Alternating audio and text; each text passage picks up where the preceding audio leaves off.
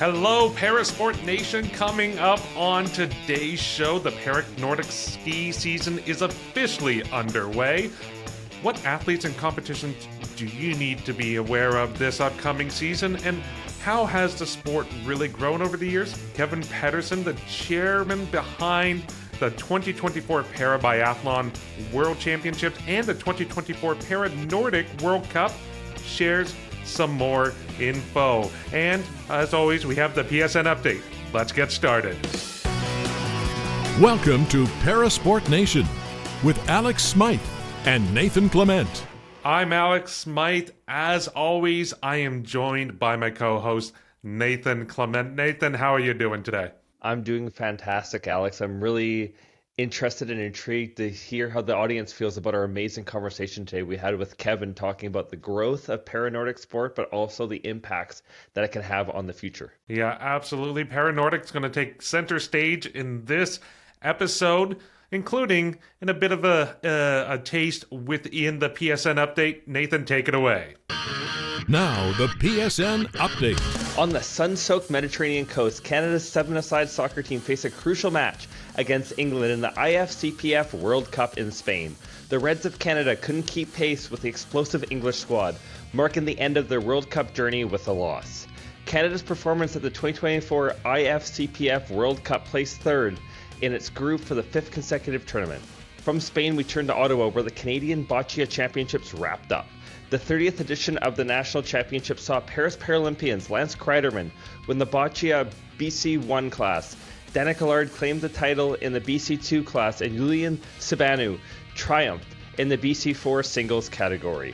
In team and pair events, Quebec dominated, sweeping all three categories. Shifting to the west, with just a month till the first World Cup of the Para-Nordic season, Canada is gearing up as the Milan Cortina Paralympics loom 15 months away. At the Canadian National Team Trials, Natalie Wilkie demonstrated she hasn't lost momentum since last season, placing second in the 7.5 kilometer sprint 1 and 12th in the pursuit. Meanwhile, Marka Renz secured an 11th place finish in the pursuit. These strong performances in the combined para/open categories signal promising potential in the penultimate season leading up to the games. And that's our PSN update. Nathan, it's so fascinating when you have these types of competitions where you're combining the para side and the able-bodied competition side going head to head like that for the national team trials for Para Nordic. That's so cool. And on top of that, the para athletes were doing very, very well, as you said. Like, this is going to be a tough test for any international competition. You're going up against Canada. They're going to be ready. It's just a show of class and just the development that parasport's having. And obviously, Natalie Wilkie and Marka Renz have already had incredible careers, and they're just looking to build on that momentum going into different games. And you have some of the top athletes in Canada going up against them, and they're faring pretty well. But it's just an absolute show of what's going right in parasport. And you and I have talked about this, and you and I will talk about this in the future too, that we're really entering, I believe, a golden era of parasport, where we're getting to such a high level where you have athletes like Marka Renz, like Natalie Wilkie, that are going to be able to contend and compete at the national domestic level, and even some days compete internationally too on the Olympic side. We even saw Brian McKeever a few years back make squads on the national teams, and it's just really showing what's happening and the growth of all parasport. Yeah, absolutely. And a big key in that development is also having the resources, having the facilities to be able to kind of train and prepare yourself all year round. And this actually leads us to our conversation with Kevin Pettersen, because he was the chairperson for the Para Biathlon World Championships and the Para Nordic World Cup finals that took place in Prince George, BC.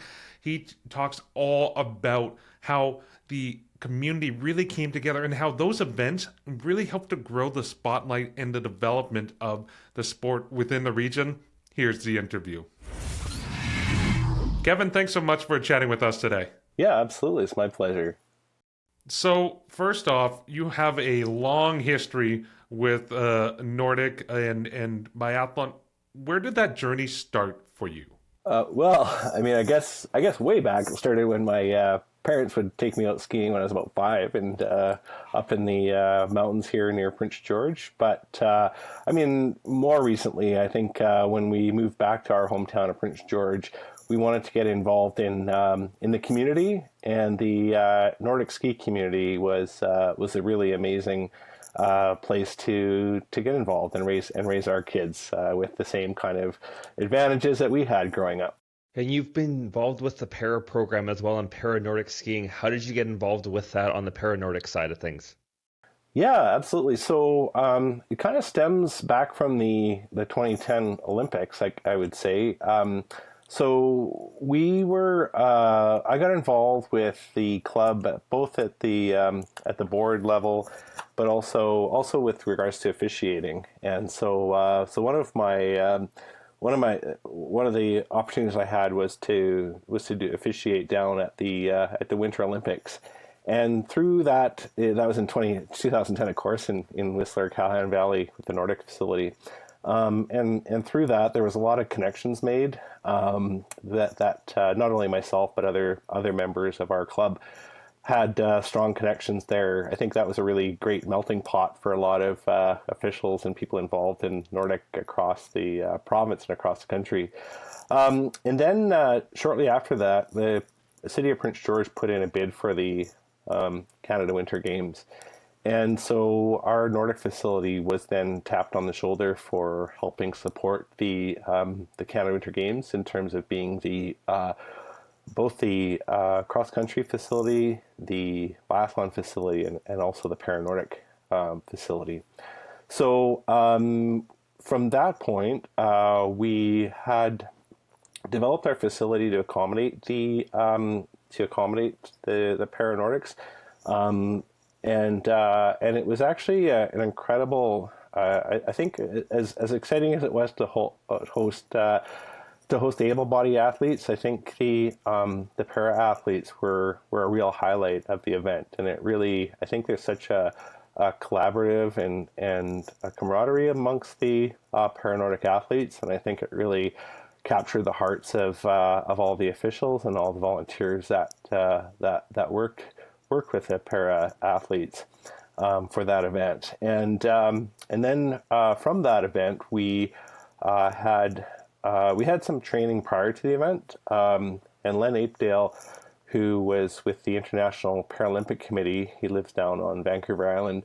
We had Len come up, and he had a fairly high role in World Para Nordic Skiing, and I think he was a sport technical officer at the time. And so he came up and provided us training to prepare us for the Canada Winter Games. And through that process, he looked at our facility, and because we had just moved our biathlon facility to the front of the facility, and the cross country was very close, the stadium was very close, he said from his view, we had one of the best kind of setups for hosting a World Para Nordics competition, whether it be World Cup competition, because at that time both Para Nordic cross country skiing and Para Biathlon were all part of World Para Nordic Skiing. And so he encouraged us to kind of touch base with the International Paralympic Committee and put our foot forward. And so I think it wasn't very shortly after we kind of made some initial inquiries that we were then approached to see if we would be interested in hosting the 2019 World Para Nordic Skiing Championships, which of course we were absolutely delighted. This would be the first World Championships of any kind ever hosted in our community, and definitely ever hosted at our facility. So that's where it became a very short trajectory to actually getting involved in Para Nordic and Para Biathlon very, very quickly. So it was really amazing. I think because it was a first in many ways. This is the first time the Para Nordic World Championships were ever hosted in Canada. And of course, we have a long list of decorated athletes that are very high profile in Para Nordic. Brian McKeever, I think, was the most winningest para athlete ever. So it's the Para Nordic Canadian Para Nordic team is very, very strong and still remains strong. And there's a lot of depth to the bench now. I think at one point Brian was probably responsible for winning a large majority of the medals, and now there's an incredible program that of where the medals are won across quite a number of phenomenal athletes. So that's kind of how we got involved in a very kind of I guess a short way. At the same time, we've our goal when we were looking to host the 2019 World Para Nordic Skiing Championships was to actually become a permanent continental venue for hosting Para Nordic and Para Biathlon. And so we kind of got that wish fairly quickly as well. We were in continual conversations with the International Paralympic Committee. I think we made a really great impression on them for the 2019 World Para Nordic Skiing Championships, and then we were given the nod to again host the 2024 World Biathlon or Para Biathlon World Championships, and also the 2024 World Para Nordic Cup Finals, which we just hosted this past March. So we've been in a lot of ways, I think we've become a very key facility, very key club in terms of having the volunteers. When we were looking to host the event in 2019, we went over in Germany to 2017 to see how it was being hosted there. And we looked and seen how many incredible benefits we have in terms of how we could really accommodate accessibility in a very comprehensive way with just learning what those things were that made a big difference to the teams attending, to the athletes, both not only in our facility but in our city, and using the events to kind of open the lens of accessibility in our community, and I think that one of the real powerful things was to actually show how incredible these athletes are, and despite what we think of as challenges, I mean, I think some of these athletes, are just, accomplish incredible feats that para or not, like I think it's truly inspiring. And you mentioned the fact that you and the club hosted the two international competitions this year. What logistics go into something of that magnitude to be able to host those types of games? Now that you've done it a few different times, has it gotten easier, or is it still a major logistical undertaking anytime you're hosting an international competition like that? Well, I think it's it always kind of has challenges, but I think at the same time, we're very conscientious that it's not just a slam dunk and you can expect everything to kind of work as seamlessly and as smoothly as you'd like. So I think what we've done really well is we've established really great partnerships with service providers, everything from the airlines and the airports to accommodate the needs of the extra equipment or specialized equipment, not only from the sporting side but also from the accessibility side, to make sure that there's no issues around bottlenecks or people getting their equipment. I mean, Air Canada and Jazz Aviation were incredible to work with on that front. And so was the Prince George Airport Authority. And without that kind of pre-planning, I think it would be a much different situation. So I think the pre-planning and really kind of thinking through the path of the athletes and the teams is really key. The same thing when we hosted in 2019. Now what we have available to us from one of the ground transportation service providers is accessible buses. And so again, like I think the businesses have been really good at embracing accessibility. And I was just amazed when we contacted it was Diversified Transportation here in Prince George, that they said they have accessible coaches now, which they hadn't before. And so I think they had 3 or 4. And so we made vast improvements on the transportation side, ground transportation in particular, because of what the company had invested in for accessible transportation. One of the keys when we had when we had went to Germany and kind of seen the 2017 World Championships is it was in a fairly rural area of Germany, so there was a lot of logistics in terms of getting people to the venue, out to their hotels, which could be as much as 40 kilometers away. Where we kind of looked at this is we have like a hub in downtown Prince George, and that was largely the same kind of thing that was used for the Canada Winter Games. And we thought, well, this is amazing. Like we can have the athletes get from their hotels to the medal ceremonies, to the opening ceremonies on their own steam. Like we wanted everything to be so they wouldn't have to rely on transportation other than to get to the venue. And that worked really, really well.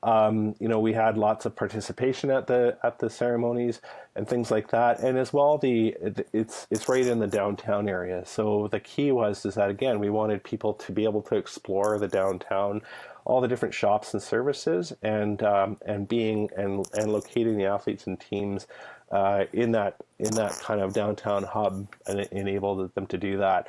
Also we were able to, a lot of the teams from last time, we got surprises in terms of what they actually wanted to do. Like sometimes teams, I think they go to a place and they do their sport and then they leave. Last time we had like Team Germany, they wanted to kind of get out and curl. And so we arranged for curling, and there was this time too, they wanted to do the same thing. And there was a para curling coach there that could work with them. Getting out to the hockey games, we had one of our sponsors basically sponsor all the teams to go see the hockey games. And I think that's really delightful when the teams can feel part of the community, and the same thing, like we had some really amazing, we're in Canada, we're a cultural melting pot, right? And so the teams that come, they have people, like there's different clubs, there's different cultural clubs, and certainly the Ukrainian cultural club here just really, really embraced the Team Ukraine, both in 2019 and now in 2024. And we even had some of the people that came over from Ukraine as refugees into Prince George that were really, really keen in volunteering and supporting that team. So those are really special things to see from the events, and really, I think, again, just strengthen those emotional connections between the community and the teams.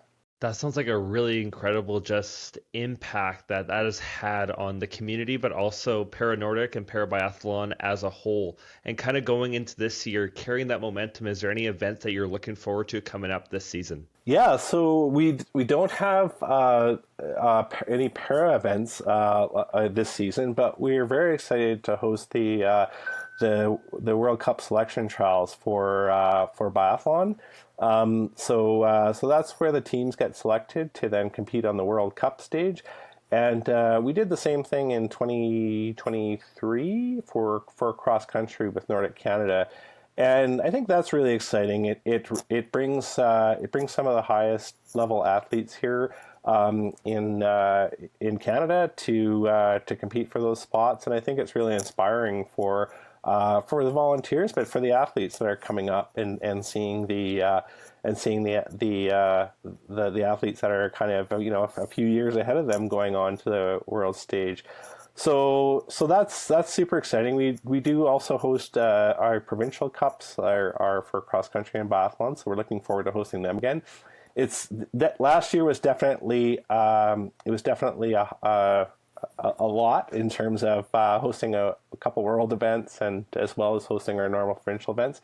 So, but I think like what we see with the volunteers is that they get really inspired by hosting these large, prestigious events, and they should, and we do too. You know, they're an opportunity for us to build legacies in many ways.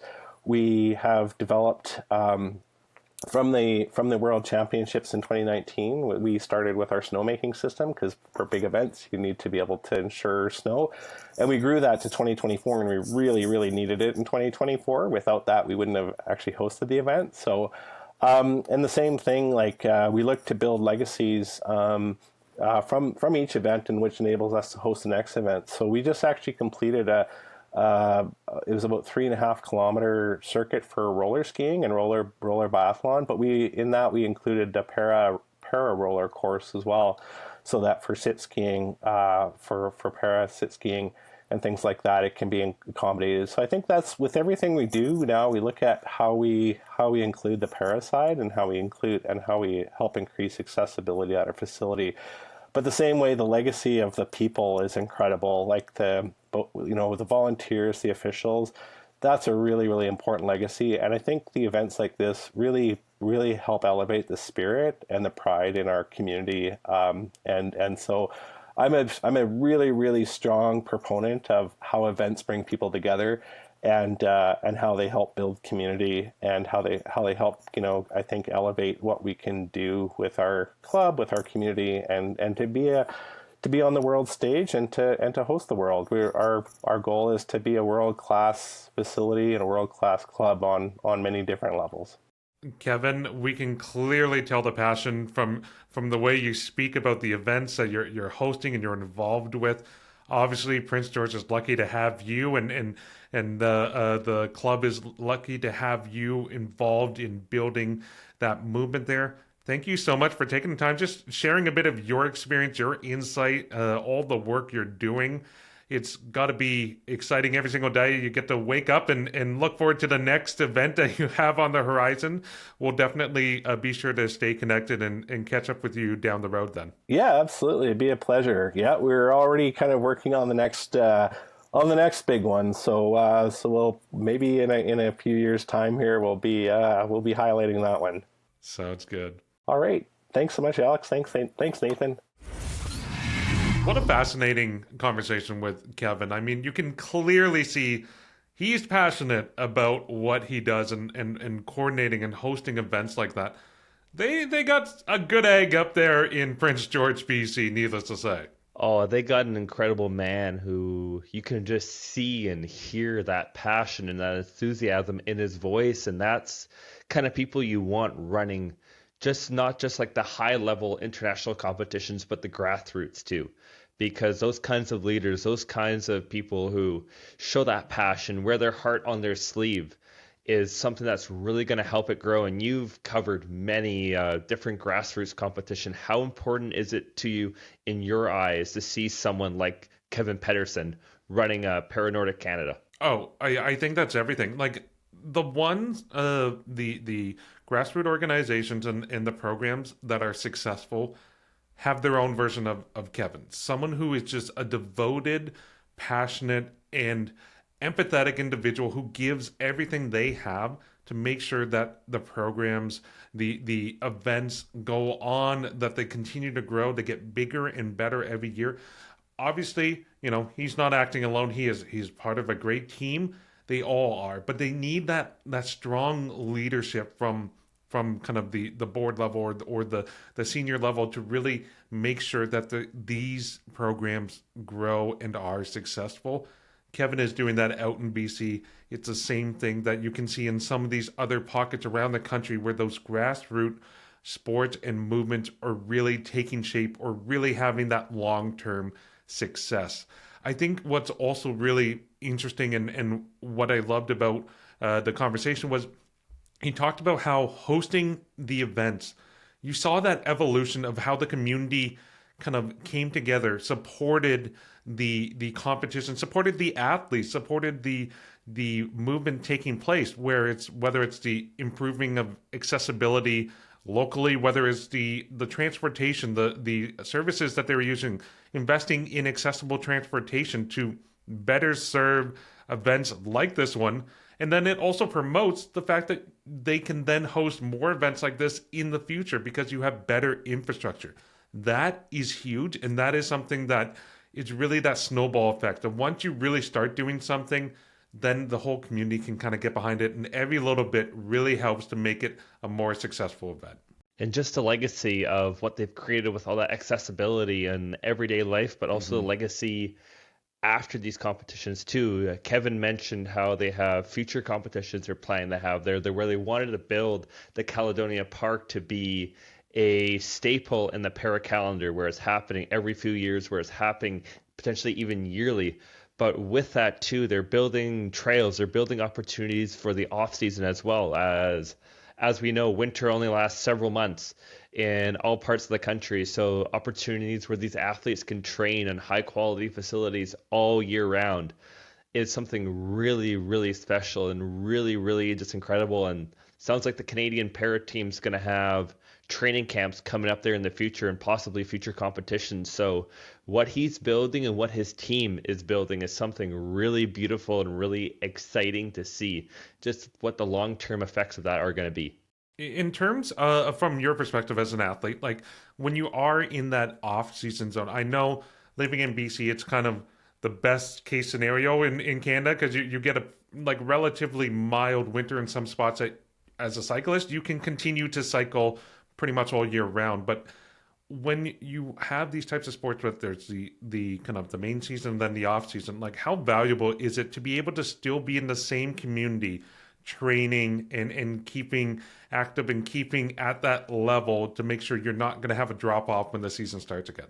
It's everything. It's having that kind of consistency and having that comfortability. That is what every athlete wants or every person wants in their career. If you're constantly jumping around from spot to spot to spot, there's a lot of disruptions that happen, whether it's fatigue post-travel or anything like that, where you can have a facility where you can train in your particular part of the season when the season's on, but also in the off season too, is that foundational aspect too. And when you have a great localized spot, it's going to bring in other athletes. So you're not going to be alone there, but you're going to have groups of people. And even something, as I've been able to learn in my own para journey, is how you're not only going to get local or national athletes only, you're going to get international athletes coming in, like especially a lot of the facilities in Canada and in BC alone. They have a lot of international athletes come in to train all year round, dependent on the sport, dependent on the facilities that they have, whether it's in Whistler, Victoria, Vancouver, Prince George, Kamloops, Kelowna. There is so many opportunities for athletes. So it's really bringing in greater bases of people, and that can only help grow and help support athletes who want to feel at home and want to create their little piece of home in these locations. Mm-hmm. Well, and I also think too, like when it comes to specific sports, obviously, Para Nordic, there may be more flexibility. There may be more venues that could cater to Para Nordic kind of training. But when you add that biathlon kind of aspect to it, where you need a set shooting range, or for cycling, especially on the indoor side, you need a standard of quality of a velodrome. I think there's only two true international quality velodromes in Canada. I think one in Victoria and one in Milton, Ontario. Is that right? Yeah, there's a couple now. So there's the one in Victoria, which actually Mel Pemble has used a lot, but leading into Paris, but right before the year of the games, she moved to Bromont, Quebec, where they just put in a new facility there, and I've been there, and it's really amazing just the impacts that facility has had on that small town, where obviously it's given jobs to a lot of people in the community, but it's also really created opportunities for kids to try different sports, different activities, because there's courts for volleyball, there's courts for basketball, there's courts for hockey, as well as you have little pump tracks there. So often when I'm there, often when I'm getting ready for my training, when I've trained out in Bromont, Quebec, you can see like kids doing these lessons on these pump tracks, whether it's indoors, outdoors, but it's also created like gravel riding for a lot of athletes too. And that it's even going without saying is like riding on the track alone. So there's so many opportunities that it just can create, not just for a high performing professional para athlete or professional athlete, there is opportunities for that development. There's opportunities for that grassroots, which is all you want at the end of the day. And plus, it's fun. It's fun. You get to go with your friends. You get to hang out with your family. You get to hang out with people important to you. And it just creates a very, very fun environment. Yeah, to quote Field of Dreams, if you build it, they will come. And on that note, we end the show. For Nathan, I'm Alex Smyth. Thank you for watching and listening. Catch you next time. Thanks for tuning in to Parasport Nation. Like and subscribe to the channel to follow us now.